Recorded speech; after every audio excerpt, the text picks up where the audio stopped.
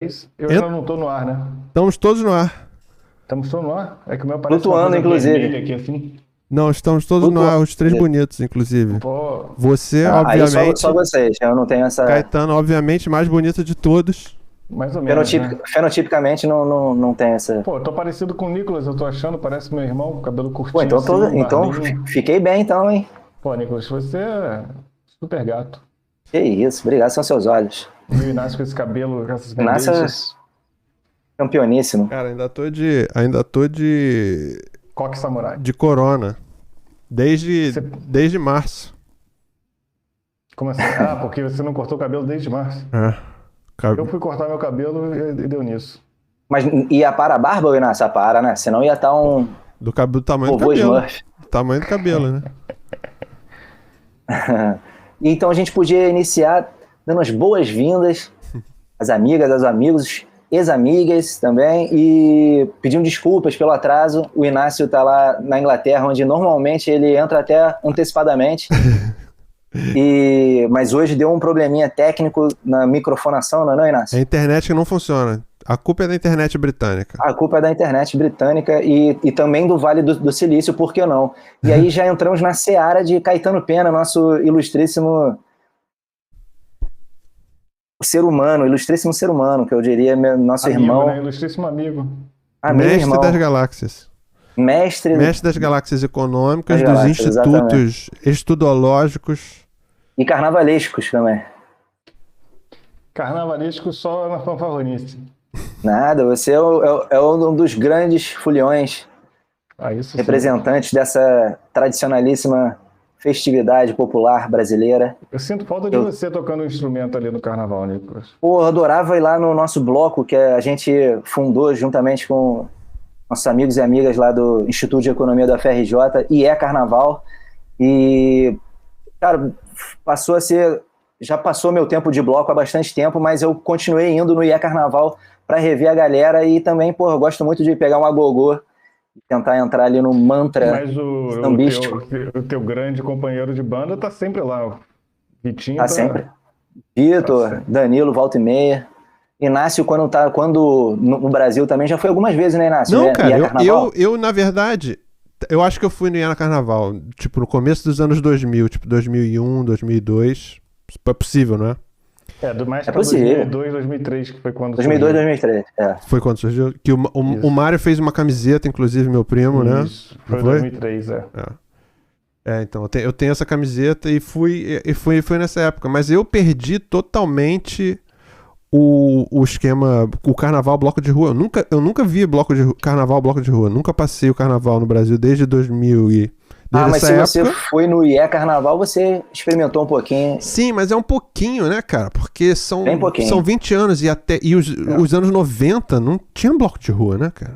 Até anos 90 era diferente, né? Aí, Era diferente. então vamos falar um pouquinho, começar falando Fala. de carnaval. Vamos falar de carnaval. Falar de carnaval. Quarta-feira de Já que a cinzas, gente tá na né? Quarta-feira de cinzas. Inclusive, se fosse fora corona, hoje estaria tendo o Me Enterra na Quarta, né? Clássico bloco de carnaval. Estaria Me Enterra na Quarta. E talvez Caetano tivesse não faltou nenhum.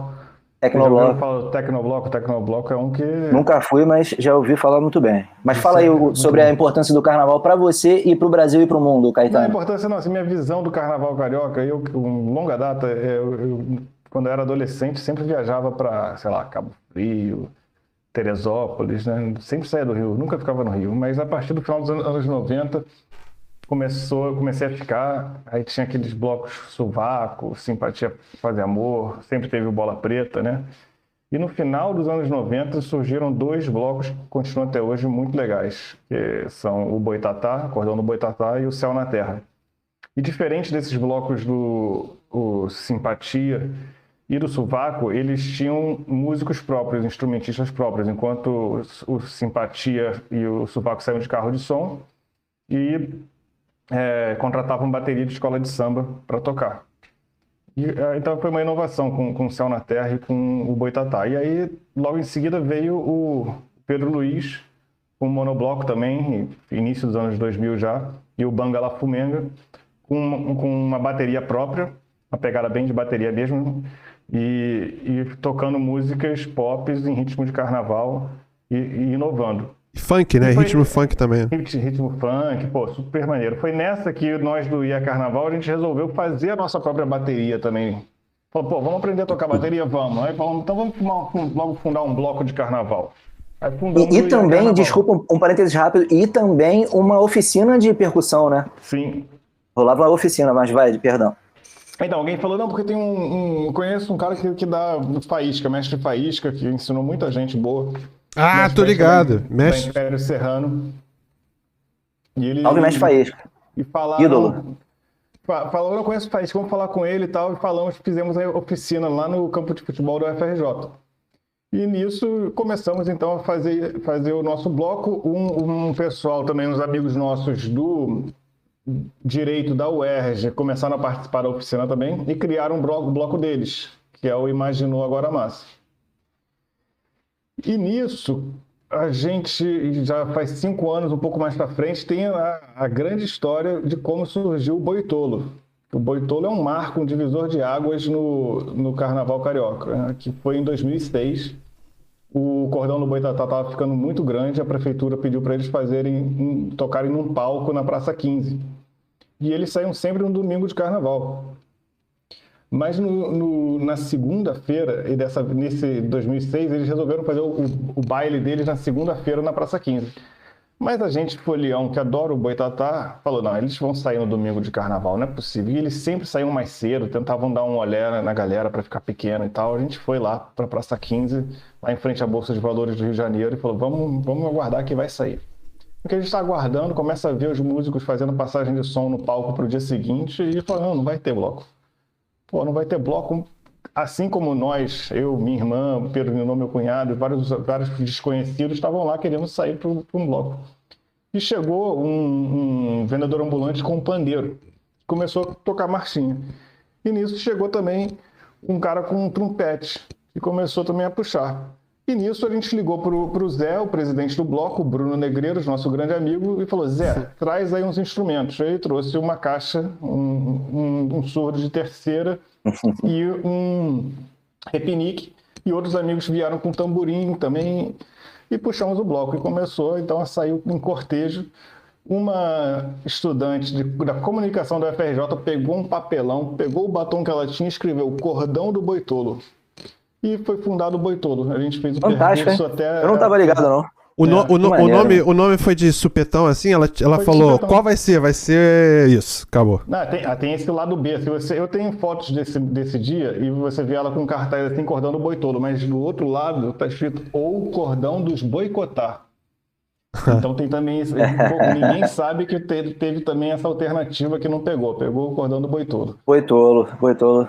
E teve disputa, logo depois disso teve disputa de qual seria a comunidade oficial do Boitolo no Orkut.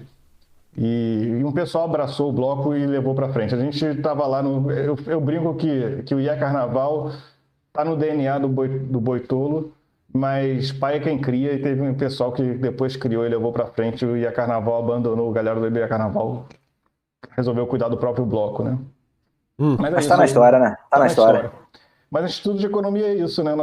A gente marcou época, o Instituto de Economia da FRJ, a gente criou um bloco de carnaval, nós tínhamos um programa chamado Fino das 8 na rádio comunitária ali da FRJ. Muito legal. A gente fazia... A gente tinha um jornal, o Avesso também, que era maravilhoso. A Oikos também, né? Uma revista acadêmica que ainda existe, chamada Oikos, que hoje em dia é uma revista de relações internacionais. Nós conseguimos a abertura do campo de futebol, que era só alugado para terceiros, para uso da comunidade. A gente reformou os vestiários, a gente fez bastante coisa naquela nossa Passou até festa junina ali também. Isso, festa junina. Pô, fizemos um encontro nacional de economia lá. Pô, fizemos uma festa, a fantasia, no Teatro de Arena do Palácio Universitário. Nunca mais eles liberam para fazer uma festa dessas. Mas estou falando aí da trajetória, né? O Instituto de Economia está no meu sangue e hoje em dia eu sou professor lá do Instituto de Economia, sou licenciado. E tem nomes de peso que fizeram estudo com você, né? Além de você ter citado o Bruno Negreiros, tem uma turma inteira, né, cara? O pessoal que estava lá marcou época junto com o IA Carnaval, a Laura Carvalho, que hoje é professora da USP, o Pedro Rossi, professor da Unicamp. O Marco Antônio Rocha, professor da Unicamp também, que trabalhou na campanha E os três de governo do Boulos. E os outros dois também à frente na política de forma geral, né? Isso também, o Rossi está aí também. A Laura ontem publicou, junto com o grupo dela, um estudo muito interessante sobre taxação do 1% mais rico no Brasil, qual seria o efeito sobre o PIB. Tem um efeito positivo. O pessoal muito bom. Espero que a gente em breve comece a chegar no poder. É uma questão de geração, né? Temos que aguardar pacientemente. Quando a esquerda voltar para o poder, você acha que é batata que alguém da galera vá entrar ali no Ministério ou não da Economia? Acho possível. Se realmente for, por exemplo, Boulos, eu tenho bastante esperança de que um de nós esteja lá. Pedro Rossi também, né? Muito importante, né? Sim. Eu, pessoalmente, já prestei consultoria para o governo no Ministério da Ciência e Tecnologia. A gente tenta fazer, né? E se convidado fosse, é algo que te encanta os olhos? Não sei. Realmente, quem sabe? Não é uma ambição, uma vaidade que eu tenho, isso não. Ministro da Ciência e Tecnologia. Você me falou, Nicolas, para falar um pouco da minha biografia, né? Sim. Eu, então, estava falando, eu hoje em dia sou professor da FRJ, mas eu fiz minha trajetória de estudos toda no exterior, basicamente, depois da graduação, né? Fiz o mestrado na Estônia e o doutorado na Inglaterra. E sempre quando alguém me perguntava o que eu ia fazer depois, eu falava, não, eu quero voltar para o Brasil, eu não acho eu acho que eu devo aplicar meu conhecimento para o Brasil, acho que eu quero contribuir para o desenvolvimento do país e acho que o conhecimento que eu adquiri aqui fora deve ser bastante valioso para poder fazer essa contribuição. Bonito. Infelizmente, acho que as coisas estão bastante difíceis hoje em dia, né? Tanto que eu decidi pegar uma licença não remunerada do meu posto de professor da UFRJ para acompanhar minha esposa, que trabalha aqui. Eu estou no momento na Finlândia, né? Ela foi expatriada e eu pedi uma licença para acompanhamento de cônjuge. Talvez, se a situação tivesse diferente, eu teria falado, não, antes vamos continuar, que a coisa está boa, acho que tem uma perspectiva e eu estou bastante satisfeito aqui, mas a situação... A coisa está muito complicada, né, Caetano? Na própria FRJ estava difícil, né, Nicolas? Assim, Universidade Federal, com poucos recursos a UFRJ tá. Apesar, somos privilegiados, o Instituto de Economia tem recursos, né? E a própria FRJ, comparada a outras universidades, tem recursos, mas cada vez mais apertada a ciência. É bastante triste. Mas é flagrante que existe um esforço para cortar recursos da ciência, né? Não sei o que é o projeto. Eu acho que é um projeto velado que não se fala explicitamente. Não, mas está claro que existem cortes, cada vez mais cortes, para o desenvolvimento da ciência no Brasil, né? Isso é fato, assim, a constatação. Por que faz, a gente não sabe. Por que justifica-se de que com um argumento de que o governo tem que gastar menos do que arrecada, e aí acaba se cortando nos lugares onde não se deveria, né? Que são os investimentos, em vez de cortar gastos. E aí, sem querer defender de forma alguma o governo do PT, porque eu não tenho ideia mesmo de dados, como é que essa curva vem caindo? Quando saiu a Dilma ou não? Ou a Dilma como é que o Lula veio depois ver a Dilma? A partir de 2015, né, quando ela foi eleita, ela deu aquela decepção para quem votou nela, que foi declarar que iria implantar políticas de austeridade, pensando que assim ela ia conseguir se manter no poder, né, e não conseguiu. Então ela começou a cortar a partir mais ou menos de 2014, 2015, com a crise também, que a gente começa a diminuir os cortes. Mas o auge realmente, eu acho que no primeiro governo Dilma é quando nós temos um pico na distribuição de recursos para ciência, tecnologia e inovação. Mas desde então vem se contingenciando. Existe um fundo, né, quando se privatizou...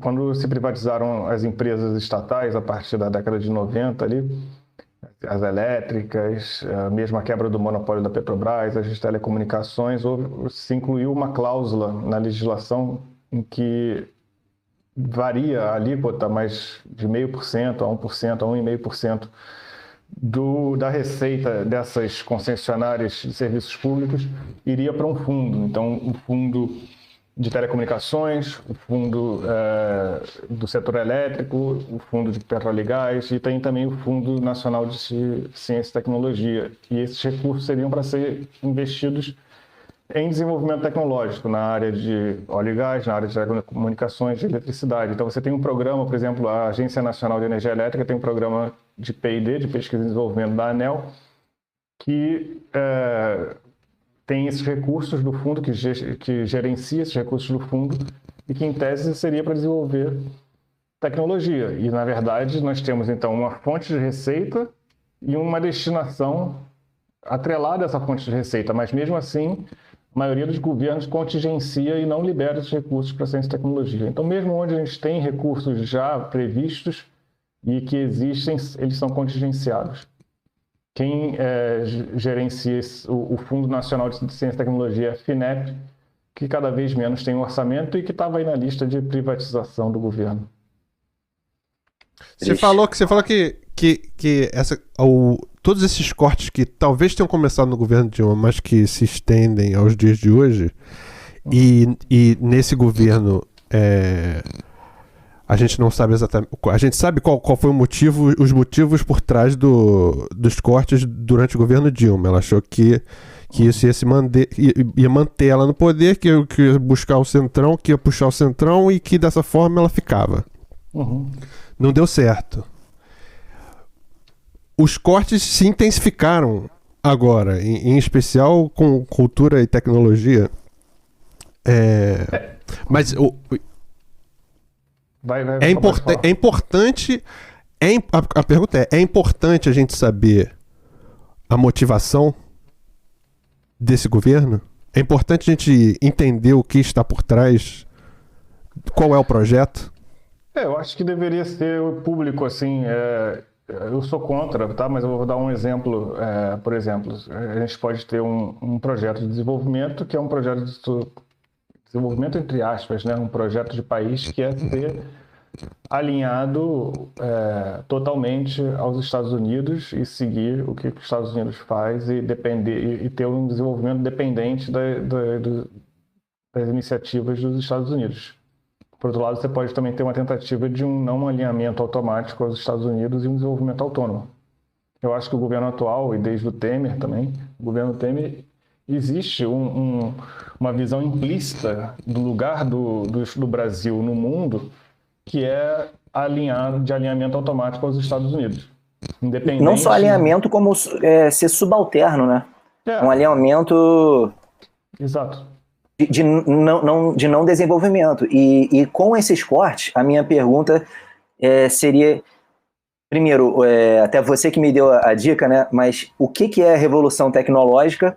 E uma segunda pergunta emendada nessa, devido aos cortes que já vem de mais de 5 anos para cá, se a gente já está fora desse novo paradigma, mesmo que a gente comece a se esforçar agora, se a gente realmente já está... Eu imagino que a gente já esteja de fora completamente dessa rearrumação, até de geopolítica, né, com a revolução tecnológica, enfim.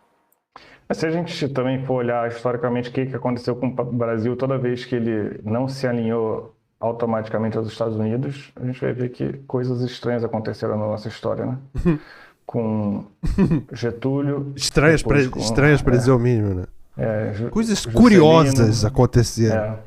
Bom, a gente, né, quando teve o golpe de 64, a gente estava junto com países como Índia, Egito, Iugoslávia, na época, aderentes a políticas de não alinhamento, nem com os Estados Unidos, nem com a União Soviética.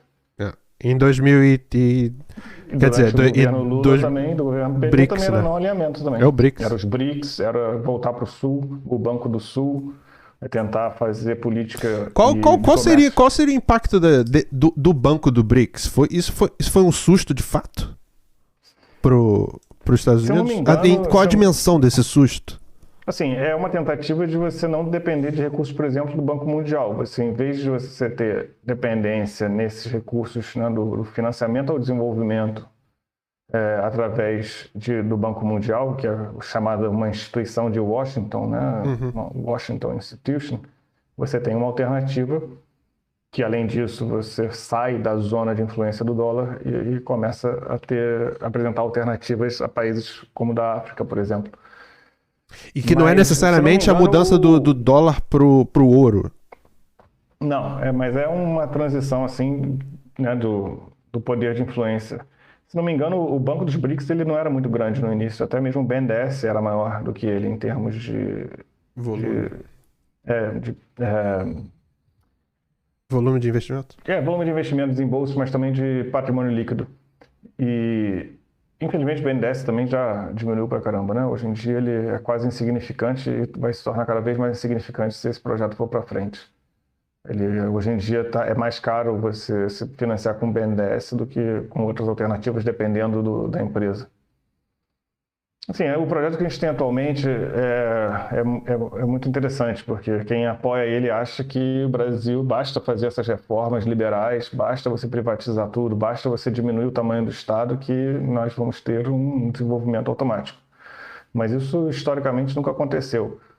Você se desenvolver, você passar do padrão do nível de vida de um país em desenvolvimento ou subdesenvolvido para um país desenvolvido é uma exceção. Se você olhar ao longo da história quantos países ultrapassaram esse nível de desenvolvimento e hoje em dia pode ser considerado países ricos, são pouquíssimos.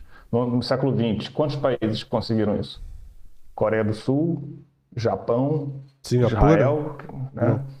Singapura. E aí, se você começar a pensar de maneira mais restrita ainda, quantos países... E aí, por outro lado, tá? Não de maneira mais restrita, mas se você passa, por outro lado, países que se desenvolveram com base em livre mercado, nações democráticas e que se desenvolveram com base no livre mercado, não existe nenhuma. A não ser que você considere uma nação... o critério de nação para incluir Hong Kong, Singapura e Taiwan, você considera que isso é uma nação e que elas são democráticas e que elas utilizaram o livre mercado, que também não é verdade, porque Singapura, por exemplo, ela tem, por um lado, políticas de livre mercado, mas a maior parte do território é de posse do Estado e é uma concessão. É uma ilha, um território restrito, quem é dono das terras de Singapura é o Estado. Então, você não tem isso, você não tem essa E é um argumento óbvio para gente para a esquerda. Quer dizer, o argumento mais fuleira do mundo é vai para Cuba, vai para Venezuela, certo?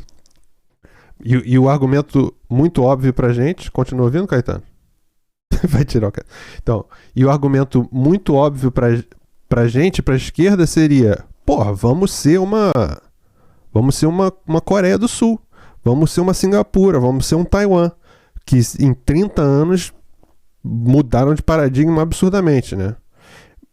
E é isso? Como é que faz? Qual a receita para dar essa virada em 30 anos e qual a receita para inserir esse argumento no discurso da esquerda, né? Em primeiro lugar, assim, outra coisa também, um fato histórico quantos países se desenvolveram com base na agricultura? Quantos países conseguiram levantar sua população da pobreza para um nível médio, satisfatório de bem-estar com base na agricultura? Também não tem. Não existe. Tá bom, a agricultura nos Estados Unidos é muito extensa, mas eles são países industrializados. É a indústria. A agricultura é o extrinha, a graninha extra do país, né? É importante, mas você precisa transformar esse bem natural. É complementar, né? Historicamente, assim, se você olhar a riqueza da nação, né, usando o termo do Adam Smith, as riquezas das nações, a riqueza das nações ela não está no campo, ela está na cidade. Você tem sempre essa oposição entre o campo como forças retrógradas, conservadoras, e a cidade como a força motriz do progresso, né? Existia um lema da Idade Média, do Renascimento, chamado que era o ar da cidade nos liberta. Se você fosse um camponês, né, que dependente do senhor feudal, mas você conseguisse entrar na cidade você passava a ser um homem livre. Por que te interrompendo, mas acho que complementando você vai falar, por que inova mais na cidade? Tem uma correlação com densidade populacional? Quando a gente está mais perto um do outro, as ideias se desenvolvem mais rápido? Sim, a troca de ideias, as necessidades, assim, existem outros fatos utilizados, mas para terminar só uma questão, né, assim, até o vocabulário que a gente usa, porque você tem até as forças retrógradas por exemplo, da religião e da igreja, elas olham o progressismo como o vilão. O vilão vem de onde? Vem da vila, né? Então, essa demonização da vila, das coisas que tem na cidade, é justamente uma tentativa de você coibir esse progresso e manter as forças conservadoras. Mas a inovação, ela vem de um sistema, né? Ela não é, assim, existe aquela visão de que você tem um progresso linear do conhecimento, desde a pesquisa básica, passando por aquela pesquisa aplicada, chegando a um desenvolvimento tecnológico até gerar inovação, como se fosse uma corrida de bastão em que o conhecimento fosse passado de um lado para o outro. Mas, na verdade, é um sistema em que há um fluxo de ideias e um fluxo de necessidades e de demandas. E essa interação que gera a inovação. Existe, na verdade, um professor chamado Eric Reinert, é um norueguês com quem eu tive aula no meu mestrado lá na Estônia. E ele tem um livro chamado Como os Países Ricos Ficaram Ricos e Por que os Países Pobres Permanecem Pobres. Ele tem tradução para o português e que fui eu que fiz, curiosamente. Tradutor. Eu não vi isso no seu currículo. Tá no meu currículo. Faltou linha. Tá? E ele conta isso, né? Essas coisas que eu estou falando sobre a oposição entre o campo e a cidade, sobre como que os países se desenvolvem através de políticas de desenvolvimento focadas na cidade, na industrialização, tá tudo lá. É um livro que eu recomendo muito, que eu utilizo como literatura básica em vários dos meus cursos. E ele diz que não é uma questão de fazer reformas institucionais para você gerar o crescimento e principalmente o desenvolvimento econômico. Você precisa criar a infraestrutura produtiva adequada. E é que a partir da infraestrutura produtiva que você gera instituições que são instituições democráticas. Você cria mesmo e deixa ocioso. Deixa ocioso. Que naturalmente, por osmose, quase fabrica-se. Isso, é uma necessidade. Você, ao criar uma infraestrutura física, fábricas, equipamentos e outras coisas, você vai passar a ter necessidade de criar as instituições adequadas para isso.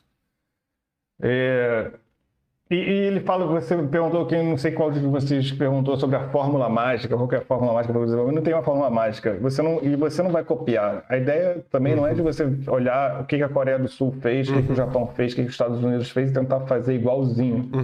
Isso não dá certo. O momento histórico é outro, a janela de oportunidade para o desenvolvimento ela muda constantemente, a depender do estágio da revolução tecnológica. Mas é uma questão de emulação. Emulação significa você entender o espírito do que foi feito e tentar... E adaptar a sua realidade. Adaptar a sua realidade, exatamente. Você emular, você aspira a ser como. Isso foi o que os Estados Unidos fez quando a Inglaterra era líder. E ela começou a copiar, a emular essas políticas. E a Inglaterra, por sua vez, fez emulando a República Holandesa e Veneza. Então, e aí depois a Alemanha fez emulando os Estados Unidos e o Japão fez emulando a Alemanha e os Estados Unidos. Então você tem todo é bem básico, né? Existe essa teoria econômica que diz, bom, você tem vantagens na produção de alimentos, né? O exemplo clássico do economista chamado Davi Ricardo é Portugal produz vinho muito mais barato do que a Inglaterra conseguiria produzir vinho. E a Inglaterra produz tecelagem, tecidos muito mais baratos. Nicolas lembra dessa, essa aula já teve. Produz tecidos muito mais baratos. Matéria de vestibular. Muito mais barato do que Portugal. Então, o ideal é que cada um se especialize no que tem a sua vantagem e troquem, que no final todos terão acesso a mais produtos do que se eles tentassem cada um fazer os dois. Todo mundo sabe que a Inglaterra se deu melhor, né? Só que aí a questão Imagina que existem duas tribos de um lado de um rio. Uma, ela é especializada na produção de ferro. E a outra ainda está na idade do barro, sei lá. Cara, se eu olho a tribo do outro lado, eu vou querer continuar fazendo, né, o meu barro, eu vou imitar ela e tentar fazer o ferro. É óbvio que eu vou me desenvolver imitando ela e tentando dominar também o ferro, né? Essa Não lógica intuitiva é uma lógica que todo mundo entende, mas não, você artificialmente cria uma teoria que matematicamente ela é elegante e demonstra essa importância da vantagem comparativa, mas que no final das contas você se especializar na produção de matéria-prima significa você se especializar em ser pobre. Porque em servir, né? Em servir, você vai... Quantos, hoje em dia, no setor primário brasileiro, do grande negócio, quantos trabalhadores estão empregados? Talvez um que controle um drone ali, tal, não precisa nem de ninguém, é tudo por robótica hoje em dia. Então você não tem emprego na agricultura suficiente para você levantar e gerar um bem-estar para a nação. É por isso que é necessário. Porque não gira, né? Produz-se, vende-se e acabou. Senta no banco, na conta de uma pessoa. Exato. A questão básica é a seguinte: a inovação na agricultura ela é gerada fora da agricultura. Quem cria a inovação em máquinas e tratores são as indústrias de produção de máquinas e tratores. Então a inovação ela vem de fora. Só que essa inovação, quando ela entra na agricultura, ela gera uma maior safra agrícola. Essa maior safra agrícola, ela não consegue comandar, né, essa maior produtividade agrícola, ela não consegue comandar um preço mais alto porque o preço das commodities agrícolas são determinados pela oferta e pela demanda. Então, quanto maior a oferta, menor o preço.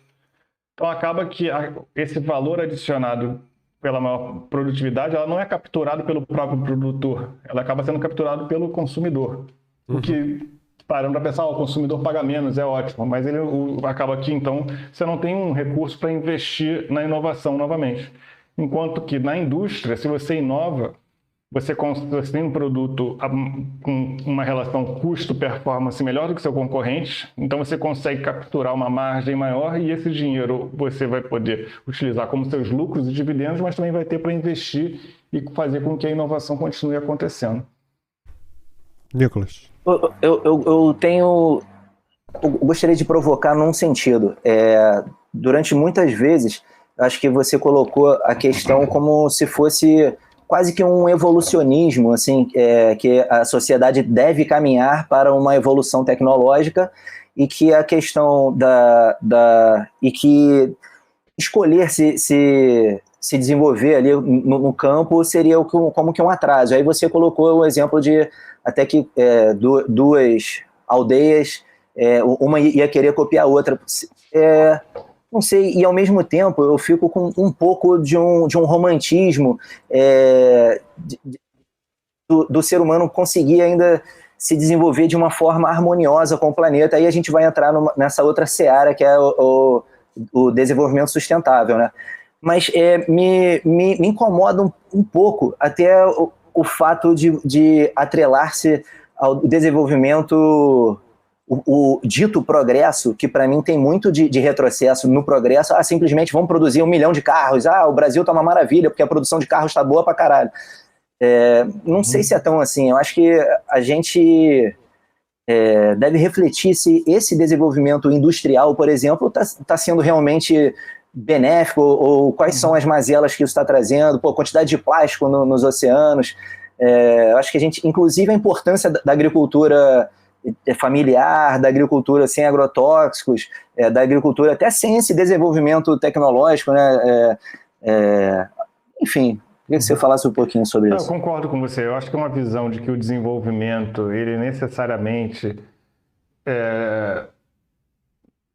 ao contrário, botando de outra forma, desculpa, mas que a degradação ambiental ela é uma consequência necessária do desenvolvimento e você precisa aceitar. Então, um país como o Brasil que quer se desenvolver, ele vai precisar derrubar a Amazônia e vai precisar poluir. Eu acho que é uma visão tão conservadora quanto de quem diz que é preciso só investir ou deixar que o Brasil se especialize na agricultura. Hoje em dia, a gente tem tecnologias bem desenvolvidas e bem viáveis economicamente para promover um desenvolvimento sustentável. O que acontece é que, acho que por questões políticas, mas também questões sociais e culturais, a gente não tem incentivos para que isso aconteça. Hoje em dia, a gente ainda vive os frutos da quinta revolução tecnológica, que é a revolução das tecnologias da informação e da comunicação. E o potencial dessas tecnologias para tornar a gente ainda vive os frutos? Sim, ainda tá vivendo desse... Sim, ainda tem frutos por vir. Ainda estamos num momento que ainda tem muitos frutos acontecendo, né? Essa revolução ela foi iniciada com a invenção do microchip da Intel, né, em 1973, e a partir de então se catapulta todo um processo. Que apesar da gente achar que quando o computador começa, o computador engatinha por décadas, isso, né, até os chips... Exatamente, ali é a germinação inicial, mas o Big Bang é o microchip da Intel em 1973 que dá início para a lei de Moore, da duplicação da performance cada vez em tempo mais curto. Isso também é a teoria, não é minha, é a teoria da professora Carlota Pérez, que eu diria a minha mentora. Que é o crescimento exponencial da capacidade de processamento. Isso, a lei de Moore é o crescimento exponencial. Mas isso é uma das trajetórias tecnológicas propiciadas aí nessa revolução, porque existem outras também do lado do software, do lado dos algoritmos. Então, ela é mais complexa do que as revoluções tecnológicas passadas. Tá? Eu estou falando de revolução tecnológica para explicar um pouquinho, situar. Eu disse que é a quinta, né? Existem várias formas de a gente periodizar o desenvolvimento capitalista, desde o início do capitalismo. E uma delas é essa da professora Carlota Pérez, que ela fala que ela tem uma teoria chamada dos grandes surtos de desenvolvimento, que é baseado no estudo das revoluções tecnológicas.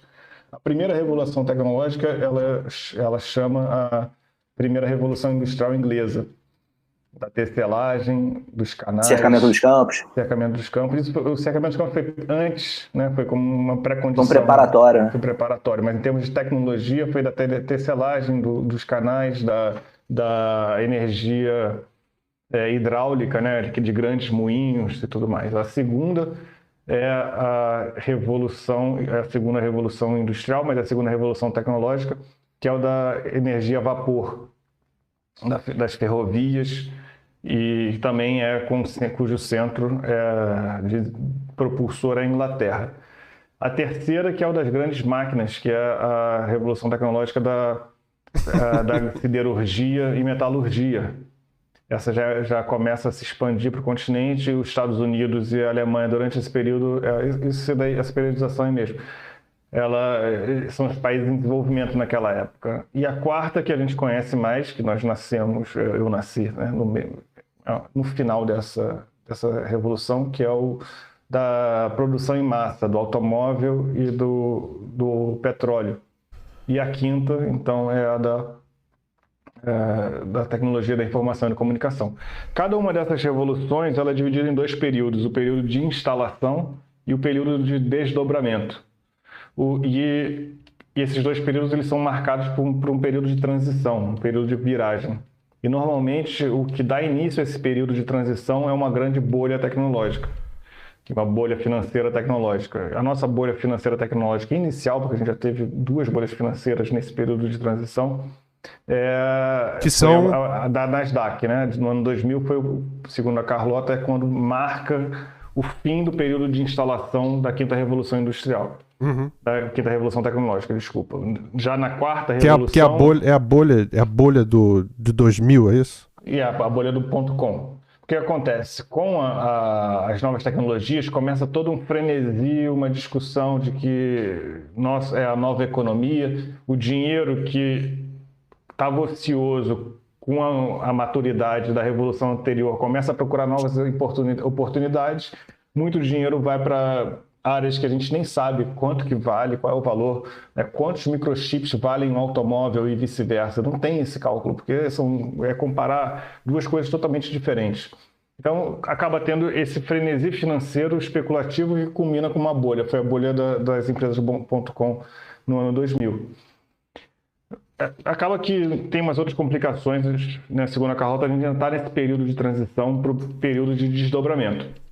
No caso da Quarta Revolução, a bolha foi a bolha de 1929, né, que estourou e teve o período da Grande Depressão, acabou também marcando com a Segunda Guerra Mundial, mas depois do realinhamento institucional que é feito nesse período de transição, o que vem é o período de desdobramento, que é o período dos anos dourados, né, no caso Desculpa, da então Quarta... o período de transição sendo o fim da Segunda Guerra Mundial, 45, e o Plano Marshall, etc. Isso, exato. A partir do Plano Marshall e do Estado do Bem-Estar Social, as novas instituições para regular também o capital financeiro que estava todo especulativo antes da guerra, você tem o Bretton Woods, o FMI e várias instituições mundiais e acordos que promovem esse realinhamento institucional e permitem o aproveitamento do potencial da revolução tecnológica. A gente está nesse momento ainda à procura de uma liderança e de uma política que permita esse realinhamento institucional para que nós possamos aproveitar todo o potencial da quinta revolução tecnológica. E a gente está à procura, está um vácuo. Existe o risco, né? Existe um risco de que, na verdade, a gente já passou, que o período de viragem, de transição já terminou, e em vez de a gente estar vivendo anos dourados, a gente vai viver os anos de lata, que foi o que aconteceu no período vitoriano. Na terceira revolução tecnológica, acabou que em vez Conta essa. De concentração de renda, de Isso que eu ia perguntar. Isso que eu ia perguntar. E que está associado também com o tipo de tecnologia da época. Então, não é essa teoria... Mas então, você está dizendo que a gente chegou... Você está falando da terceira, que é o Steel, Heavy Engineering, etc. Isso. Você diz que no meio dela há sempre uma oportunidade, no meio dessas eras. É um período de oportunidade. E na terceira, a gente, em vez de usar a segunda metade desse período para gerar uma linha positiva, a gente acabou numa linha negativa. Parece que é possível que a gente esteja já se fudendo. Que é inclusive o que a Carlota Pérez fala que ela fala da primeira bolha de 2000, ela fala de 2008, das hipotecas dos Estados Unidos. Isso. E ela fala, a gente tá esperando uma terceira. E ela fala isso há 2 anos atrás, né? E agora a gente... Isso seria a terceira que ela tá falando? O Covid? Terceira. Não, mas as consequências econômicas do Covid podem ser essa terceira bolha? E nesse caso, antes da gente falar se o Covid é essa terceira bolha, na terceira era do Steel Heavy Engineering, que é o que? Aço e engenharia pesada. Quais são as similaridades do que aconteceu na hora que a gente deixou de faturar, que perdeu a oportunidade, com agora? Por que agora de repente é... Então, a primeira coisa que eu pergunto sempre para a Carlota. Carlota, se você olhar a sua periodização e a gente olhar a história não só tecnológica, mas a história mundial, geopolítica e tudo mais, esses períodos de transição foram sempre marcados por guerras importantes, né? No caso, a Grande Guerra Mundial, a Segunda Grande Guerra, mas também a Guerra dos 40 anos. Todos esses períodos de transição tiveram guerras fenomenais antes de que houvesse o realinhamento institucional. Será que a gente vai precisar de uma guerra para que tenha esse realinhamento institucional? Então, sobre a pandemia, eu acho que a pandemia poderia representar essa catástrofe. Esse cenário, né? Esse cenário que vai requerer que nós que se dê um passo atrás e pense, não, precisamos de um acordo, precisamos de realinhar. Acho que e há sinais de que isso pode estar acontecendo. O discurso na Europa do crescimento verde, o Biden agora também vindo com um pacote gigantesco de investimentos com direcionamento sustentável, né? Mas esses movimentos são quase o movimento da Dilma em 2015. Tipo, a gente vai ceder, nesse caso, para a extrema esquerda ou para a esquerda, para ver se a gente consegue negociar o suficiente a ponto de permanecer, né? Não deixa de ser reformista, né? Existem também os movimentos revolucionários também, que também marcaram tais períodos. E a outra coincidência interessante é que todo período liberal, neoliberal, ele também é seguido de períodos de concentração de renda fortes e de distúrbios sociais seríssimos. Então, também, a gente não é uma coincidência que a gente está vivendo isso agora. E aí era o que eu tinha comentado com vocês, das implicações políticas, que eu depois eu falo a seguir, quando o Nicolas Pode falar. Porque seria a minha outra provocação. A primeira sempre se coloca como o progresso como uma coisa positiva, e isso tem consequências claras e vem tendo consequências muito danosas ao planeta, mas não somente ao planeta, natureza fora ser humano, mas ser humano também, porque dentro de uma perspectiva principalmente marxista, a gente vê que até com o passar do desenvolvimento tecnológico, essa concentração de renda, talvez ela vá se concentrando. Então, mesmo nesses períodos de transição, que são importantes para a gente conseguir colher os louros, quem vai colher esses louros, né? Quem é que colhe os louros? É para quem se dá bem, entendeu? Se você olhar na década de 60, e não coincidentemente foi quando o Brasil se desenvolveu também, foi um período onde, na Europa e nos Estados Unidos, houve uma desconcentração de renda, onde os trabalhadores conseguiram alcançar várias conquistas, né? Então, você tem um período também, a possibilidade de efeitos benéficos do ponto de vista socioeconômico. Agora... E você coloca como, no início da nossa conversa, como se o desenvolvimento tecnológico levasse até uma evolução a um desenvolvimento das instituições e da democracia. Mas não quando é automático, né? E não sei se a gente está nesse desenvolvimento da democracia até de anos para cá, um falecimento quase, o adoecimento da democracia. Mas a gente não teve esse realinhamento, né? E também, assim, esse discurso meu, que eu compartilho com a Carlota e com o próprio Eric Reinert também, apesar de eles terem certas divergências,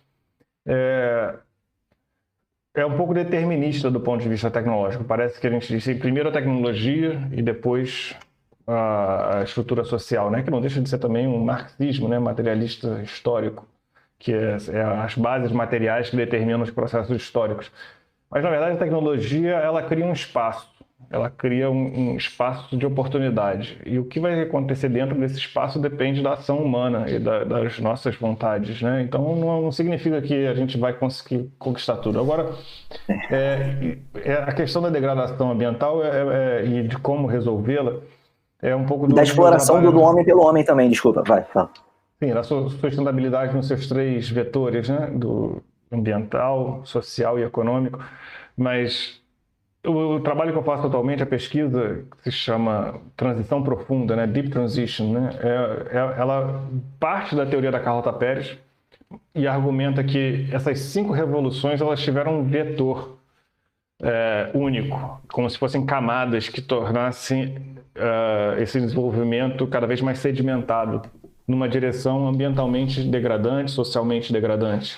Tá? Então, a gente tem umas regras, digamos, institucionais bastante fortes de utilização da natureza simplesmente para o lucro econômico, para a criação de riquezas sem extração. Levar em conta uma extração sem levar em conta os prejuízos ambientais, os efeitos ambientais, né? E então essa outra teoria com a qual eu estou trabalhando agora argumenta que houve uma grande transição, uma primeira transição profunda que criou essa nossa modernidade industrial, da qual você é bastante crítico, Nicolas. Mas que existe essa possibilidade de que a próxima revolução tecnológica seja numa direção verde e ambientalmente sustentável. E socialmente também. E socialmente sustentável, né? Sustentável em todos os seus aspectos.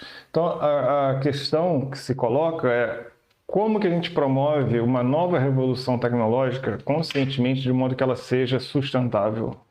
Tá? Então, de novo, não é uma questão automática, é uma potencialidade. Como todos nós somos potências, o que nós vamos alcançar ou não vai depender de cada um de nós, mas vai requerer que a gente ultrapasse essas regras, né? E hoje em dia a gente tem uma regra bem básica, na verdade é um princípio que todos nós conhecemos, mas foi criado pelo Alfred Sloan. Já ouviu falar do Alfred Sloan? Não. Alfred Sloan foi o mais longo presidente, CEO da General Motors. E ele, a gente sempre ouviu falar do Fordismo, né? Mas existe o Sloanismo. O Sloanismo ele é a forma como Alfred Sloan pensou e imaginou para vender automóveis num mercado saturado, em que você só tinha crescimento orgânico. Se todo mundo tem carro, para que eu vendo carro? Então, como é que ele fez? O primeiro princípio é a escala de consumo, a escada do consumo. Você começa com o Chevrolet e almeja sempre chegar ao Cadillac, que são todos do portfólio da General Motors, né? Então, o primeiro princípio é esse, a escala de consumo.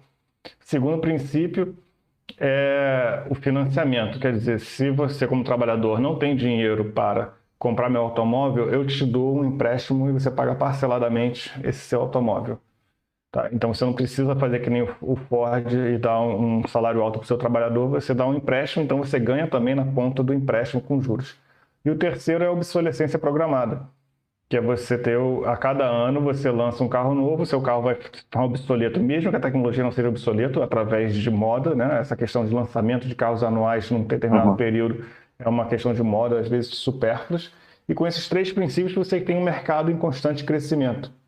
Porque mesmo que você já tenha um carro, se você olhar o teu vizinho com um carro novo, você vai querer um carro novo, né? Ah, não, aquele último carro é o que eu quero. Só que isso daí é fundamentalmente insustentável. E a gente sabe que isso não é só uma coisa que surgiu na década de 20, tá? Isso aí foi um princípio estabelecido na década de 20 pela indústria automobilística e copiado por todos, né, nos Estados Unidos, mas que hoje em dia o celular também é assim. A Apple lança a cada 6 meses um celular novo, ela financia o celular se você quiser, e você tem lá o iPhone SE, mas você quer o iPhone XY.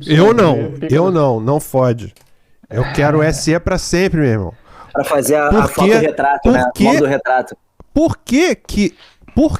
Vamos interromper, vamos fazer um aside. Digress, como é que chama? Digressão? Uma digressão. Não se faz mais telefone celular nenhum desse tamanho. Do tamanho do SE, do SE segunda geração. Por quê, cara? Por quê? Por que todos os telefones não podem caber no bolso? Isso não é pequeno demais. Porque substituir a televisão tem que ter uma tela grande. Na próxima a gente vai fazer um copo, né? Pra chamar o Steve Jobs e perguntar: Steve, por que preciso me ausentar por 30 segundos. Sigam aí. Vai. E, pô, Negros, agora que vai ter o punch, conta pra você então, qual é o punchline do sloanismo? Então, vamos debater qual o tamanho do seu celular. O meu é um XR, é um iPhone XR. Eu confesso que é 1 GB, né? Esse é um mini iPad. Não, ainda tem o Mega XR Pro, não sei o que. Eu sempre fico contra. Mas esse aí já é um mini iPad? Ele é aqui o tamanho dele aqui, assim. E que ele não cabe. Quer dizer, ele cabe no seu bolso, mas ele não é confortável no bolso. O meu no bolso é uma delícia, cara. Às vezes o tamanho não importa, né? Sim o prazer que ele proporciona no bolso. Piadinha lugar comum. Nossa, mas esses 3 princípios... Piadinha clima de carnaval. Clima de carnaval, trocadilho. Como é que tá a nossa audiência? A gente tem alguma audiência aí, pessoal? Pô, tem 67 pessoas assistindo. Sério? Não tava nem vendo. Tem 2 pessoas. 2 pessoas aqui que eu tô vendo no Twitch. Mas teve um momento, teve 4, 2 pessoas deram um salve aqui. Mas só... alguém reclamou que o meu microfone estava tocando no zíper, por isso que eu tirei minha camisa. Não, cara, fui eu que te mandei uma mensagem na nossa chat. Entendi. Mandei a mensagem. Alguém que tava reclamando. Mandei a mensagem da produção totalmente sutil. Você vai e estraga todo o. Pô, eu achei que fosse a audiência a ilusão. Que tava reclamando, toda a ilusão do negócio. Que a audiência, eles acharam que eu tava fazendo striptease, trocando de biquíni sem parar. Nicolas, a gente tava enchendo linguiça aqui para você poder escutar a conclusão da história do sloanismo.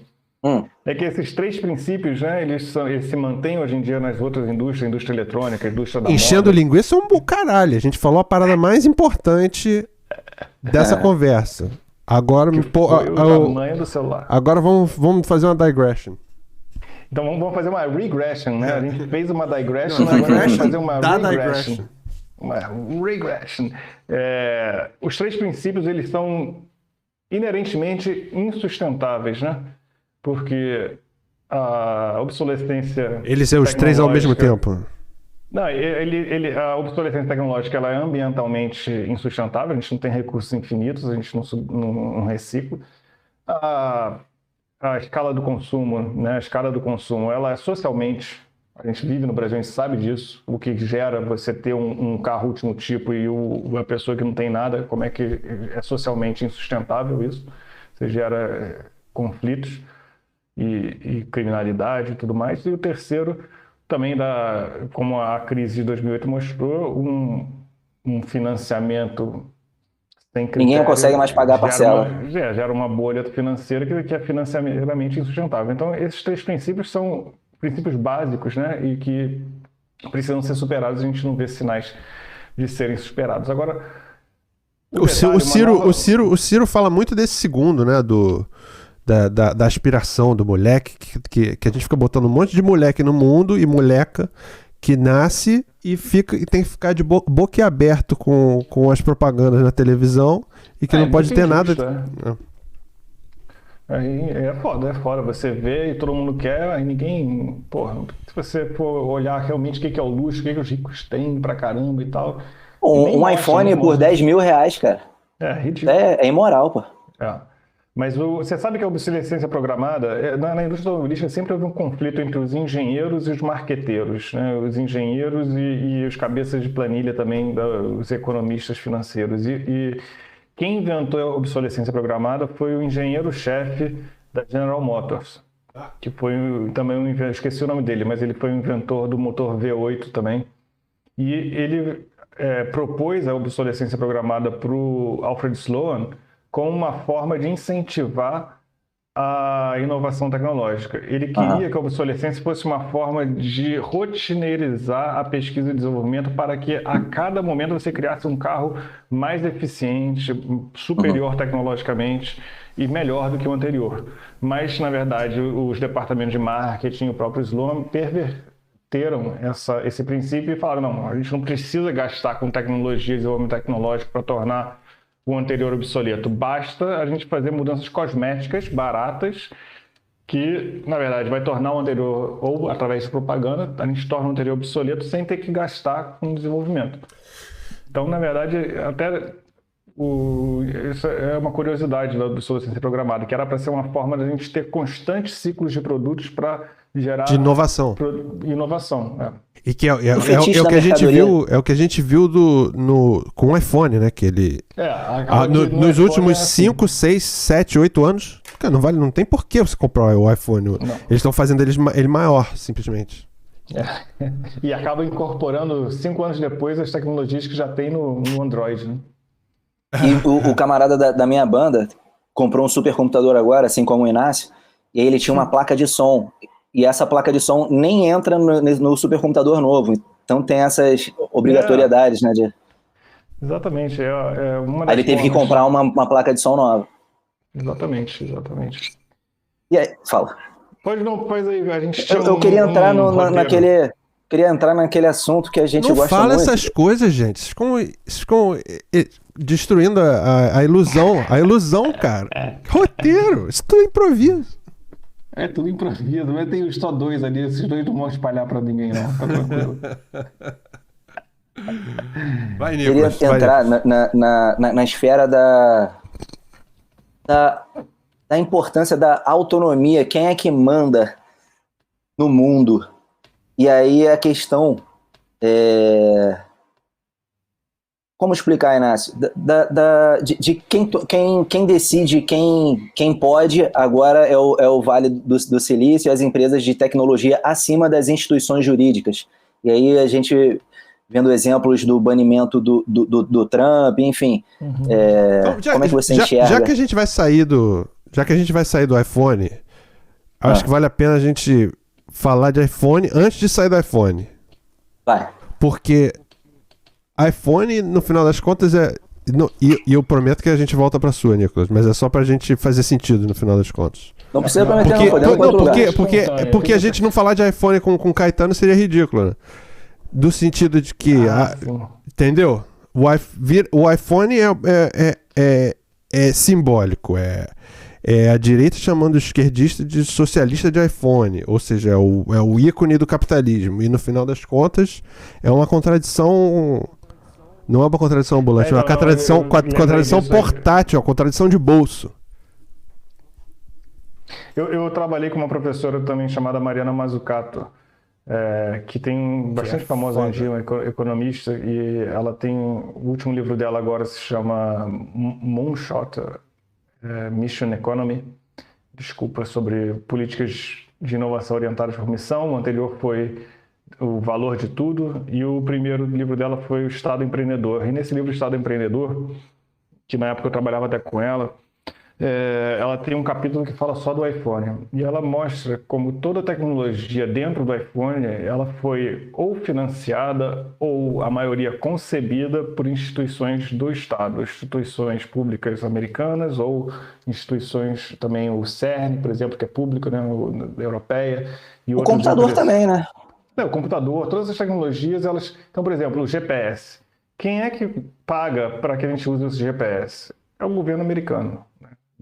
Não sei quantos bilhões por ano que a gente tem aquela constelação de satélites para poder utilizar. Mas isso um detalhe, o planeta inteiro usa o sistema americano? É o planeta, na maioria, né? Existem sistemas alternativos também sendo utilizados, e até privados hoje em dia, mas a maioria que a gente acaba utilizando é o Navsat americano, são 7 satélites, se não me engano. A China já não tá correndo atrás, não? A China e a Rússia certamente tem um deles também, né? Mas, por exemplo, também os processadores, os discos rígidos, o tela ao toque, sensível ao toque, tudo isso foi financiado pelo governo americano, foi concebido por empresas americanas. Outra coisa também, por exemplo, medicamentos. Quem é que financia a pesquisa básica dos medicamentos americanos principais? Não, e aí a gente vai ter que entrar em outra também, é obrigatório. E as armas? Vai. As armas também, Nicolas. Você está falando de coisas, a gente está falando de coisas que são positivas, né? As armas são. Mas apesar do que você tem um ponto. Positivas? Não sei se é positivo, não. Celular, computador. Até que ponto? Não sei até que ponto. Eu não estaria falando com você agora se não fosse isso. Sim. Inclusive, no meio da pandemia, já imaginou se não tivesse Netflix? Não, peraí, a gente tira o Nicolas já. Peraí, vamos tirar o Nicolas. Não, mas se for pensar, isso é uma curiosidade também. Agora, uma outra digressão é que no meio da pandemia, no ano passado, fizeram uma pesquisa das profissões essenciais, né? Na sua opinião, quais são as profissões essenciais e quais são as menos essenciais? E as menos essenciais foram os artistas. Só que o pessoal não se dá conta, cara. A gente passou... Normal. Né? Quem tem acesso, você olha a televisão, paga ou não, Netflix e tal, um monte de séries, música, live, essas coisas. Cara, as pessoas iam ficar loucas se não tivesse acesso à cultura, né? Não poucas vezes me perguntam, mas qual é a sua... Você faz o quê? Eu toco bateria, mas você não tem uma profissão? Aquela cara... bateria. Não, a arte cura, né, cara? E a importância da arte depois dessa virada da gente começar a sair da pandemia vai ser tão bizarro, e vem uma revolução cultural aí, inclusive, exclusivo, porque tá todo mundo em casa. Tá todo mundo em casa. Cara, tá todo mundo em casa, se reestruturando emocionalmente, todo mundo repensando coisas. Quando todo mundo voltar, vai estar todo mundo diferente, cara. Exatamente. E aí, de repente, através da arte que faz a gente repensar as coisas e ir para outras perspectivas, é que a gente talvez possa, voltando lá, fazendo o link, conseguir como é que é? O realinhamento institucional? Mas precisa de um realinhamento espiritual também, se tá certo. Espiritual, exatamente. A cultura é fundamental. É a grande pergunta, assim, se o que está acontecendo hoje em dia com esses movimentos do Trump, com os movimentos do Brasil mesmo, né? Se é uma questão econômica, cultural, espiritual, e realmente não tem um vetor único, né? Essa abordagem que eu trabalho hoje em dia é uma coisa que tenta olhar realmente o sistema e olhar também... Holística, exatamente. Mas de whole. Realmente, assim, essas tecnologias que a gente está utilizando hoje para se comunicar, e a do celular, a maioria, elas têm uma associação, Nicolas, com o complexo industrial militar. A guerra e as tecnologias militares, elas sempre foram um grande propulsor do desenvolvimento tecnológico. Isso desde a época da República de Veneza, até passando dos Estados Unidos, obviamente. Mas você vê, infelizmente, os objetivos militares eram os primordiais, mas felizmente criaram também tecnologias que salvam vidas. O airbag, ele tem explosivo de míssil balístico dentro dele. Você salva vidas hoje em dia, né? Isso é uma contradição, infelizmente, mas acaba sendo a forma como o capitalismo se desenvolve e evolui, né? A grande questão é se a gente é capaz de replicar esse modelo das missões, por exemplo, de colocar o homem no espaço, colocar o ser humano na Lua, ou desenvolver a bomba atômica, que foram políticas orientadas a missões concretas tecnológicas. A gente consegue replicar isso para missões ambientais, missões sociais. E na década de 70, um economista chamado Richard Nelson, ele escreveu um livro chamado The Moon and the Ghetto, a Lua e o Gueto. E ele perguntava, se a gente consegue colocar o ser humano na Lua, por que a gente não consegue resolver o problema do gueto, né? O problema da pobreza? E ele é um especialista em economia da inovação, economia tecnológica. E acaba que a resposta dele, eu acho que é uma resposta que nós intuitivamente também responderíamos, é a questão política, né? É uma questão mais política do que tecnológica. Para mim é econômica. Eu acho que a economia política, né? Uma questão de. Então vai, Nicolas, explica o que você acha. Eu sou marxista, né? Eu acho que quem ganha dinheiro com isso continua se dando bem. Então, por que não existe uma divisão da renda a nível global? E por que o 1%, 2% que estão se dando bem com isso querem continuar se dando bem com isso? Simplesmente quer continuar ganhando dinheiro. De economia política, né? Que antigamente o Marx falaria que ele fazia economia política e não economia. Né? Mas porque para mim quem dita a política é a economia. Por um lado sim. Mas o argumento dele era que seria uma economia política, né? A razão. E claro também porque tem problemas que não são questões tecnológicas, né? Você não é só você não precisa desenvolver tecnologia. A gente tem toda a tecnologia para resolver o problema da poluição da Baía de Guanabara, que é o problema de saneamento. A gente não resolve porque a gente não tem vontade política e não tem dinheiro. Não é uma questão sanitária. Não é uma prioridade, não é uma prioridade. E para os Estados Unidos é interessante que o Brasil se torne uma potência? Não sei até que ponto, assim como outros países. Nunca foi, nunca será. Só foi, e para a elite brasileira? Só promoveu o desenvolvimento lá do Japão e do entorno da União Soviética e da China, justamente para fazer um cordão sanitário ali, né? E por que a elite, também para a elite brasileira é interessante que a gente tenha uma educação boa, que faça o povo refletir? Não é blazer, como é que chama a expressão? Desculpa, me deu branco. Clichê. É clichê, mas porra. Enfim, para mim é isso. Eu acho que é uma burrice coletiva de... Cara, todos tem que estudar. Todos nós, até os mais ricos, estariam melhores se todos tivessem o mínimo. Eu também acho isso. Você se sinta mais feliz tendo uma situação dessa, por mais que você queira ter privilégio. Esse é outro argumento básico que é muito perdido pela esquerda, que talvez tenha suscitado pelo Boulos quando ele começa a falar em solidariedade há uns anos atrás, que é, tipo, trazendo para o individualismo aqui, se você morar, aqui a gente mora aí na Inglaterra, mora casas coladinhas uma na outra, né? São os terraços vitorianos. São as casinhas que dividem Paris completamente.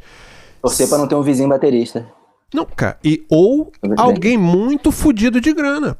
Porra, porque vão brigar a noite inteira, vão se matar, o jardim vai estar fudido, o quintal vai estar fudido. Na porta de casa vai ter confusão entre o marido e a mulher. Vivendo o caos aqui ao lado e vivendo o caos aqui do outro lado, eu vivo no caos. E isso você transporta pro macro muito facilmente. Mas você sabe que isso acontece, né? Aí em Londres, minha irmã vive em Londres, né? E minha irmã mais nova, a Elisa, deve estar nos vendo agora, oi Elisa. Ela vivia num apartamento em que ao redor havia esse social housing. Os social housing são apartamentos do Estado que são subsidiados para pessoas com menor acesso à renda, né? E acaba que realmente a gente tinha problemas. Por exemplo, num apartamento, o de cima tinha vazamento, mas ele pedia encarecidamente para a gente não reclamar, porque ele já tinha recebido várias reclamações e ele ia ser expulso, se não... Enfim, era complicado pra caramba essa situação. E realmente, eu não sei o que acontece com a elite brasileira, mas ela prefere... É tipo um país fudido. Pobre, um país fudido do que ser... Sem dúvida. E eles querem ser pobre, quer ser pobre nos Estados Unidos, sacou?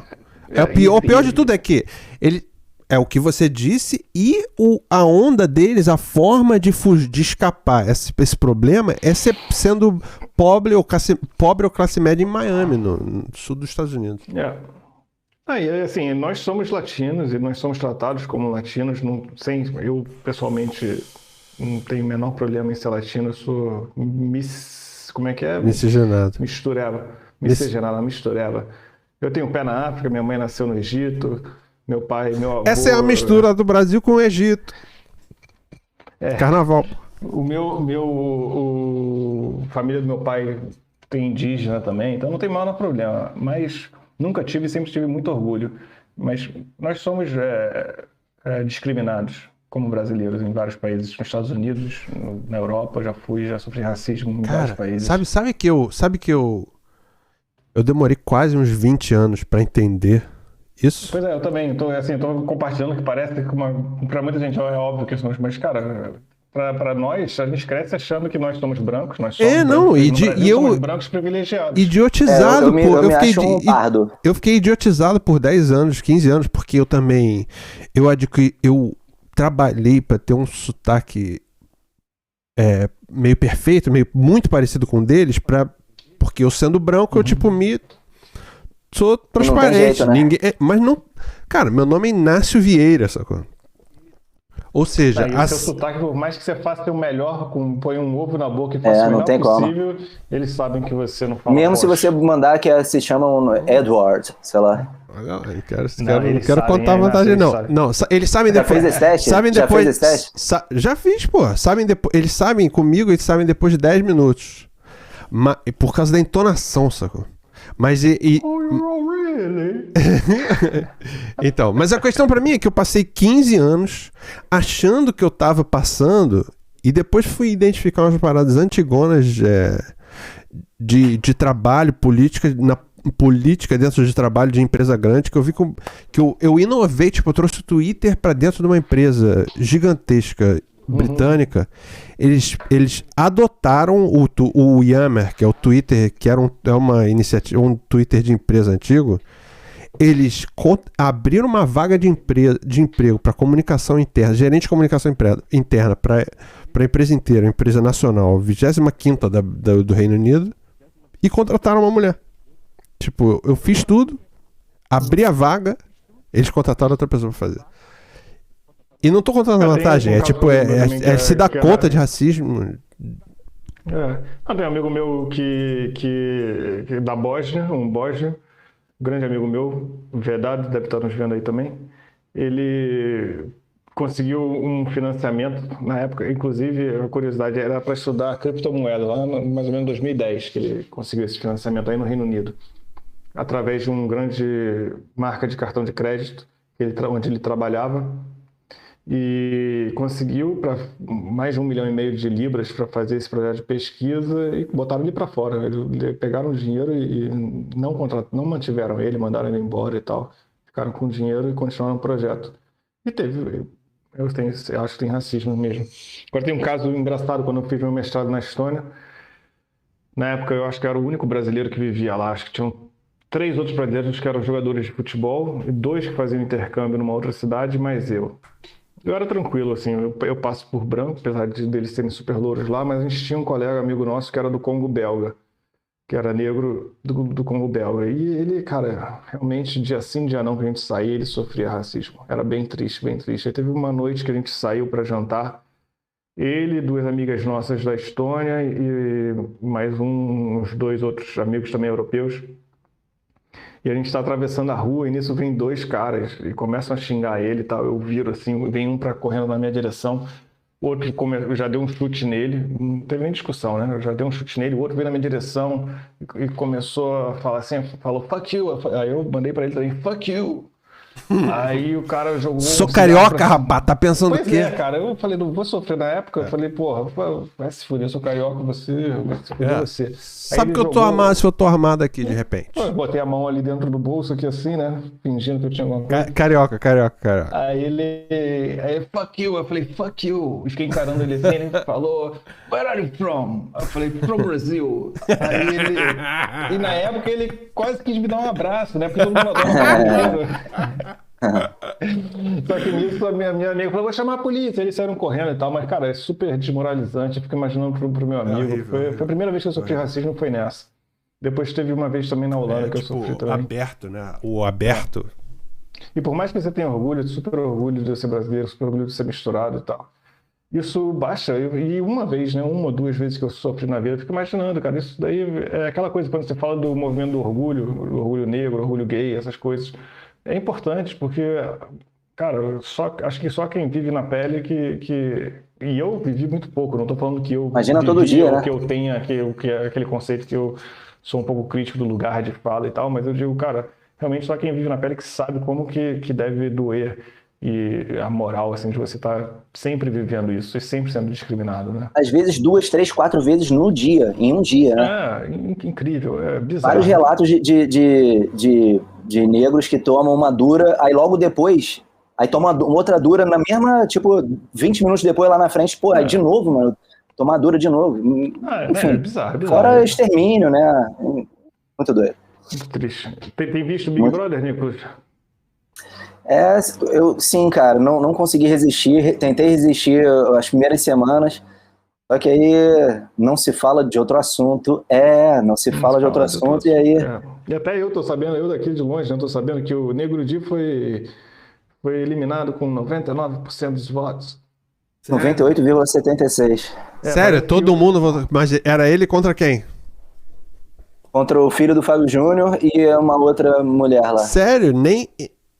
Nem esse filho do Fábio Júnior. Tipo, porque esse cara tipo, não fere nem cheira, não é?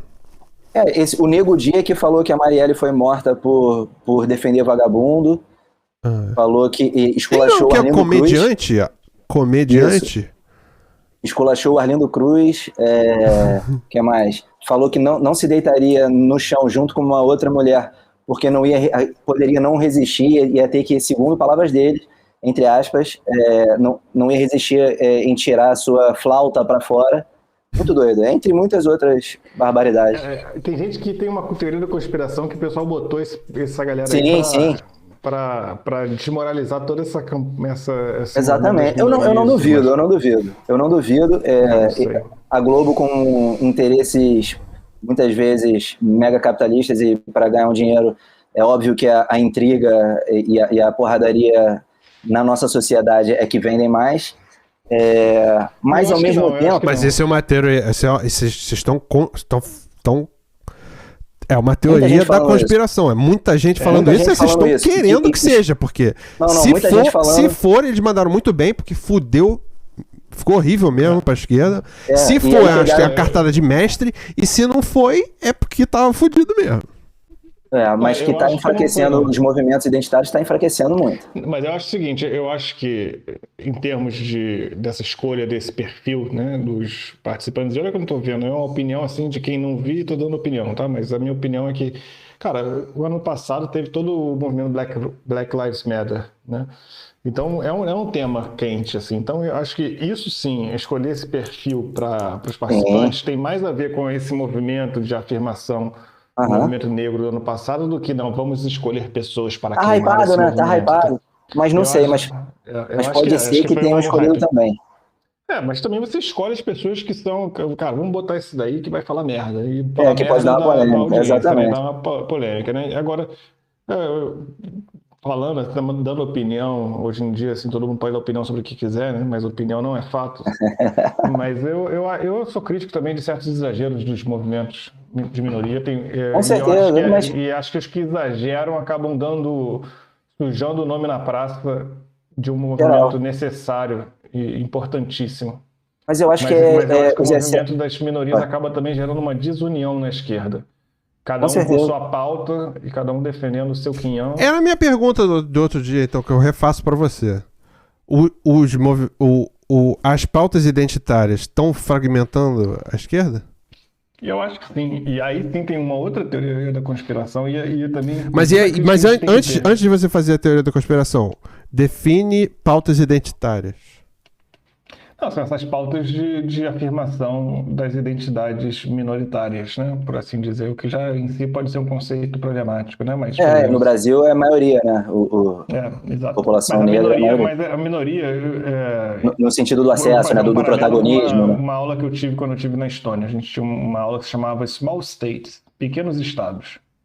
Então, como você define um estado pequeno? Não é só o tamanho, é uma questão de poder. Então, Sim. você é Protagonismo. minoria de protagonismo porque você Narrativa, não tem poder, né? Tá na moda você também. você não é protagonista, né? Então, não é uma questão só de número, é uma questão de significância, Protagonismo. de protagonismo mesmo. E então seriam assim essas pautas das minorias, são os direitos de gênero, as questões de gênero, questões de identidade de gênero, questão de raça, questão de sexualidade. Mas acho que isso desune porque acaba que você acaba representando, tá? Por exemplo, como você é um representante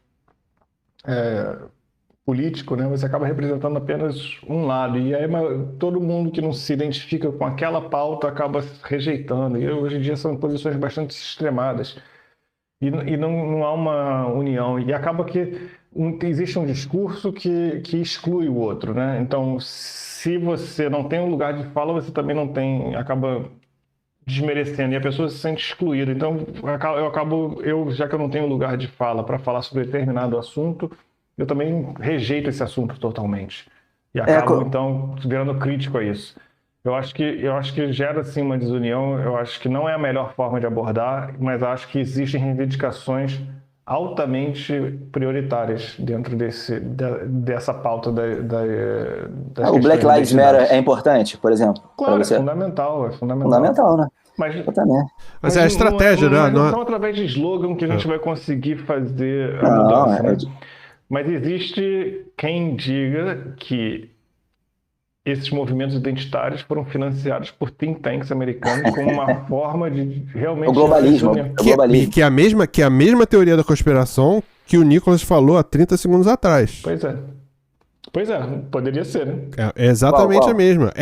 Vamos colocar essas pessoas que defendem pautas identitárias, mas que perdem a linha no final para enfraquecer as pautas.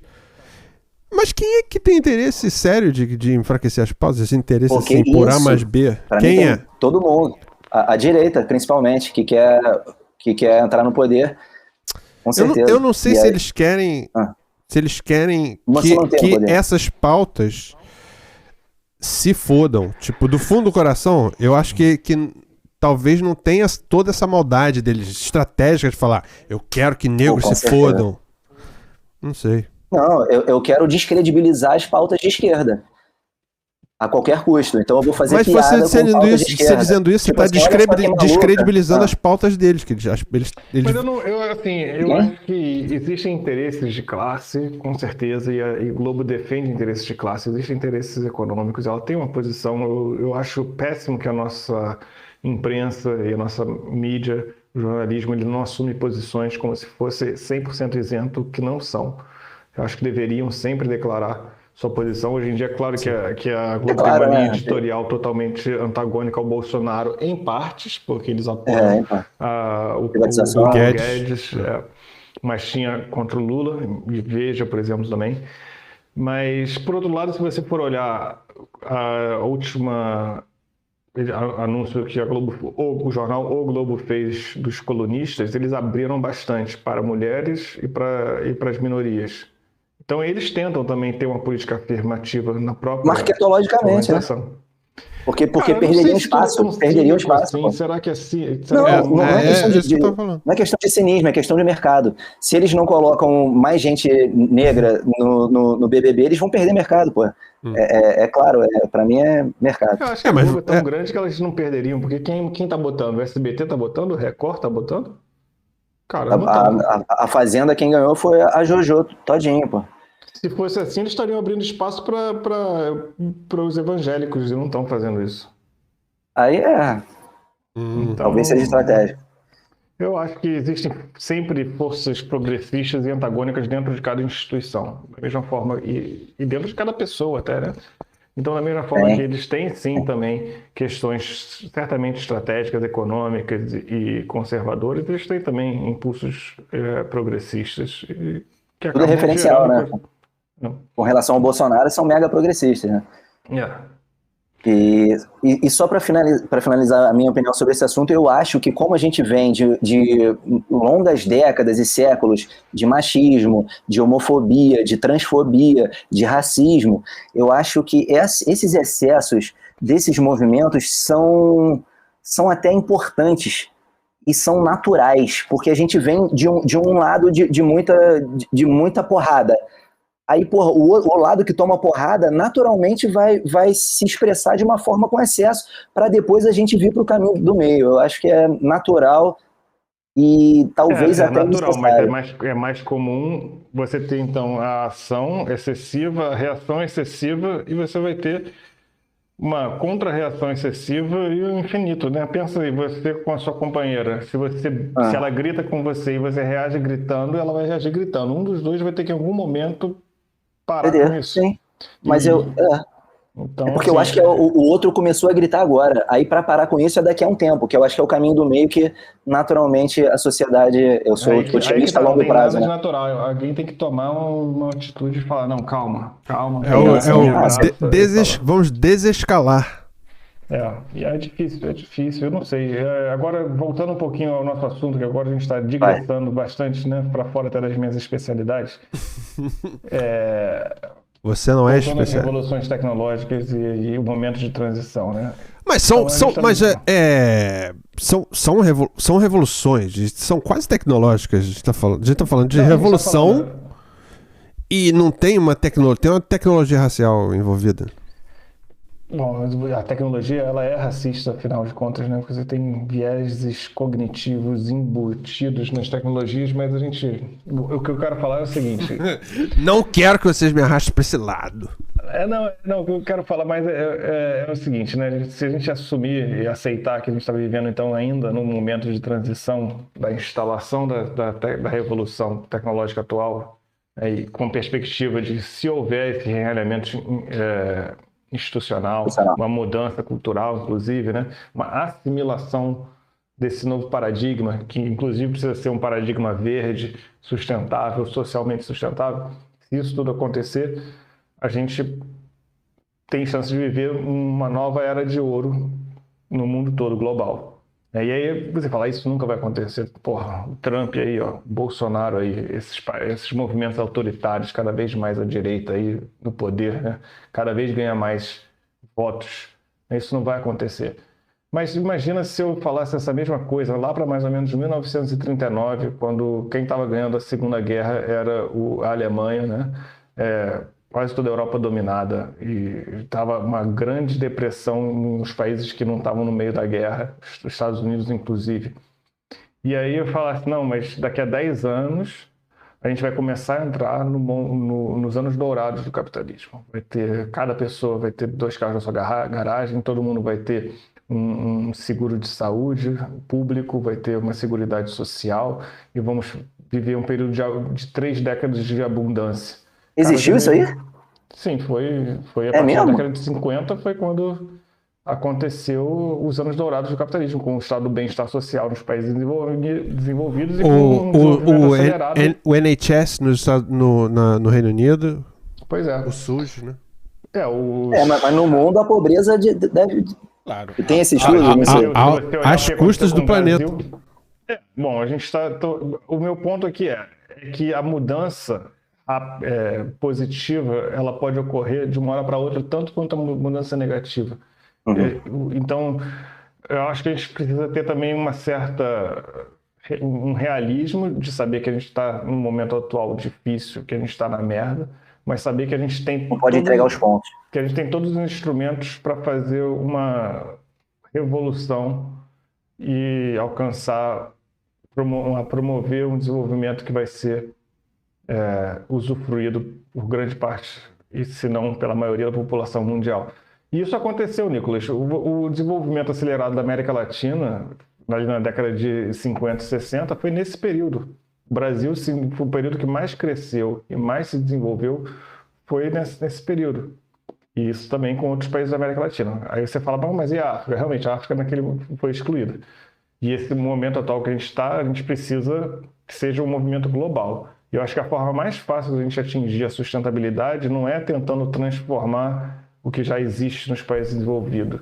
É promover um desenvolvimento, né, através de direcionamento de recursos, através de iniciativas bastante direcionadas nos países que ainda não têm essa, E essa base. qual modelo que encaixa, então, para o Brasil?